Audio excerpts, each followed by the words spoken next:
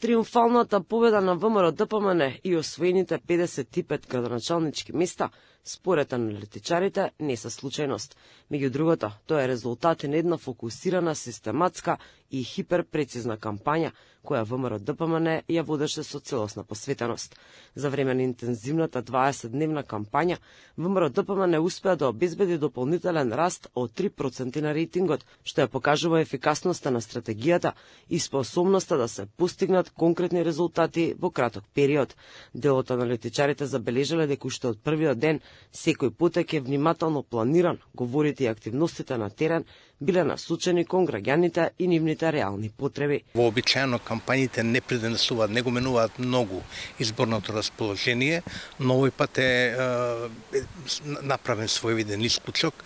Тоа е резултат дека луѓето што ја работеле кампањата добро ги осмислиле пораките, правилно ги испратиле, ги одбрале комуникацијските канали каде тоа да го сторат, во кои медиуми, преку кои мрежи и така натаму, и резултатот е недвосмислено одличен. Она што исто така остава впечаток за Гировски е тоа што партијата не дозволила опозицијата да ја вовлече во негативни сценарии или конфликти, туку остана цврсто концентрирана на својата порака. Се бореа за секое место до крај, како на пример Брвеница, Кичево, Карпош, но и други општини. Токму затоа ВМРО-ДПМН на СДСМ успеа да им ги земе Крушево, Валандово, Дојран, Струмица, Делчево, Берово и покрај сите игри ВМРО-ДПМН победи во Карпош. Токму поради тоа Гировски оценува дека коалицијата на ВМРО-ДПМН ќе владае подолг период од редовниот мандат, кој што е во истекување. Тој посочува дека изборната победа во 55 општини е исто така и резултат на принципиелните вредности што партијата ги поставила пред својот партнер Вреди, кој го прифати предизвикот.